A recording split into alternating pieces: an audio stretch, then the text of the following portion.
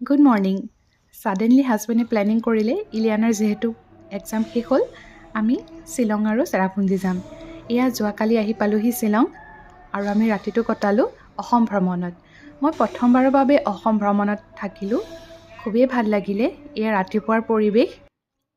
এয়া চাওকচোন, ৰুমটো মই অকণমান দেখাবলৈ চেষ্টা কৰিছোঁ আপোনালোকক। আমি থকা অসম ভ্ৰমণৰ ৰুমটো খুব ধুনীয়াকৈ ফাৰ্নিচিং কৰা আছে। ৱাৰ্ডটপ আছে, ড্ৰেছিং আইনা আছে, বিচনা আছে। খুব কম দামতে অসম গভৰ্ণমেণ্টে ইমান ধুনীয়া সুবিধা দিছে। বাথৰুমো খুব পৰিষ্কাৰ পৰিচ্ছন্ন, গৰম পানী ঠাণ্ডা পানী সকলো সুবিধা আছে। ইয়াৰ ইলিয়ানা ৰাতিপুৱা শুই উঠি আহি কৈ আছে আৰু কিবা কিবি শ্বিলং অহাৰ কথা। শ্বিলং অসম ভ্ৰমণত থাকি খুব বেছি ভাল লাগিলে।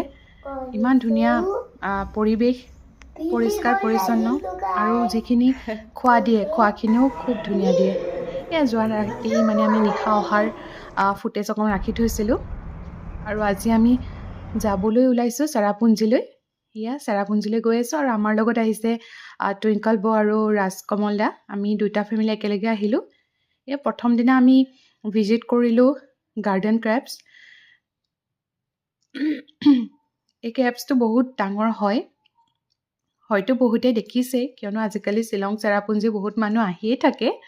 তথাপিও ভাবিলোঁ আহিছোঁ যিহেতু এটা মিনি ব্লগ কৰিয়ে ৰাখোঁ, স্মৃতি হিচাপে থাকি যাব, নহয় জানো।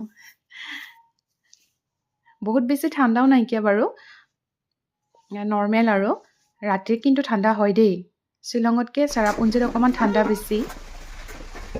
যোৱা ইলিয়ানা যোৱা। ইলিয়ানাৰ ভয় লাগিছিলে বোলে, একো নহয়, ভয় লাগিছে কৈ পেলাই গৈ আছে। সেইদিনা মই মাত্ৰ ফুটেজবিলাকে ৰাখিলোঁ, আজি ভইচ অভাৰ কৰি দিছোঁ। আৰু এতিয়া এইটো ছিজনত টুৰিষ্ট কম, যিহেতু এতিয়া ছিজন টাইম নহয়। তথাপিও আমি এনেই গ'লোঁ আৰু অকণমান ফুৰি আহোঁ বুলি। ইলিয়ানে কৈ আছে মই মানে মাৰ লগত ভিডিঅ' কৰিম, ফটো উঠিম, কাৰণ মই ৰিলছ বনাব লৈছিলোঁ। সেইদিনা আমি দুটা কেবছ চালোঁ। আৰু এয়া চাওকচোন, অকণমানি ভণ্টিজনীয়ে ফ্ৰুটছ বিক্ৰী কৰি আছিলে আৰু ধুনীয়াকৈ এটা গানো গাই দিলে তাই।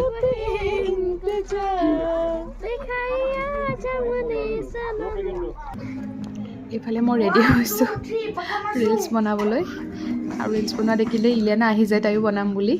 এয়া আহি পাই গ'লহি আমাৰ দুষ্টজনী। এনেই অকণমান আৰু ৰিলছ কেইটামান বনাইছোঁ, হয়তো আপোনালোকে দেখা পাইছেই চাগে। আৰু আমি দুপৰীয়াৰ